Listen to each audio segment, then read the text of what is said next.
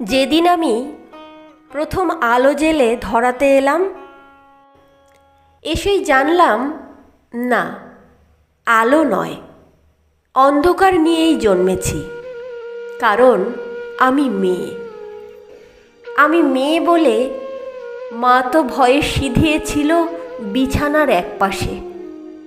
বাবা দুদিন আমার মুখদর্শন করেনি, আমি মেয়ে বলে। দাদু মিষ্টিগুলো ধুত্তুর বলে ছুঁড়ে ফেলে দিল মাছ পুকুরে। ঠাম্মি মুখ বেঁকিয়ে পাড়ায় পাড়ায় বলে বেড়ালো, কি আবার হবে, খরচের জোগাড় হয়েছে আবার। সুতিকা ঘরে টিম টিম করে জ্বলা আলোয় শুধু মা আমাকে প্রাণ ভরে দেখে, বলতো, কেন এলি তুই আমার যন্ত্রণা বাড়াতে? জানিস না, এরা ছেলে চায়, ছেলে। বংশের প্রদীপ, আত্মমর্যাদার প্রতীক। দেখছিস না ঘরে কেমন কালবৈশাখীর মতো গুরু গম্ভীর মেঘ, কেমন অসহায় নিস্তব্ধতা।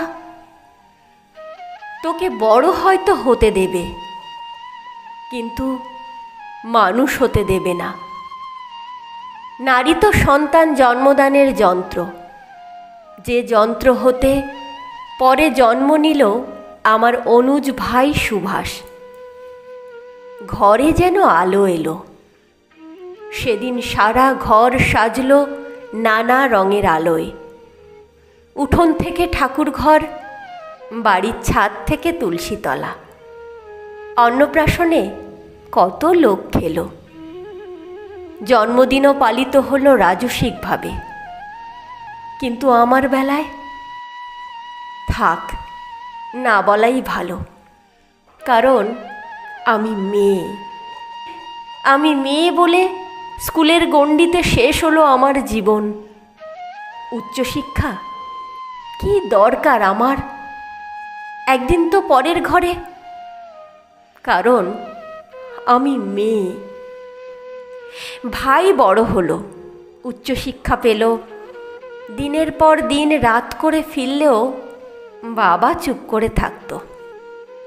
অথচ শৃঙ্খলার সমস্ত বেড়ি আমার পায়ে বাঁধা ছিল। কারণ আমি মেয়ে।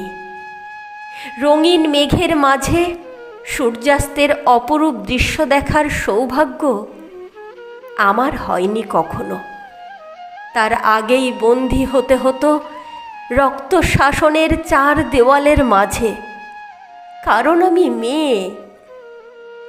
আমি মেয়ে বলে স্বামীর পরকীয়াও মুখ বুজে মেনে নিতে হয়। পুরুষরা নাকি অমন হয়, তাকে বেঁধে রাখার সমস্ত দায়িত্ব আমার।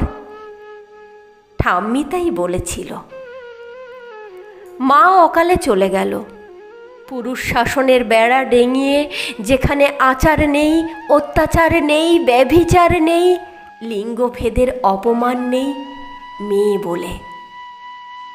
নিয়তির নিষ্ঠুর পরিহাসে ভাইয়ের থেকে বিতাড়িত বাবা একদিন মা বলে আশ্রয় নিল আমার আঁচল তলে। আমি চোখের জলে মাতৃস্নেহে বুকে জড়িয়ে ধরি তাকে। আমি মেয়ে বলে, মমতা বেশি বলে।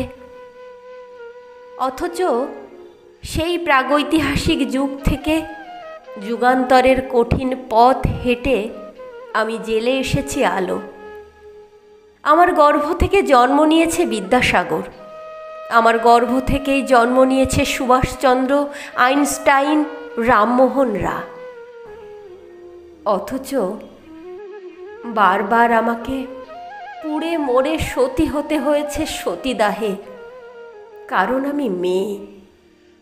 সতী হওয়ার বাসনাটা আজ হয়তো নেই, কিন্তু দহনটা আজও আছে, অন্য ভাবে, অন্য রূপে। কিন্তু একদিন নারীর ঠোঁট রেঙে উঠবে রক্ত নিয়ে।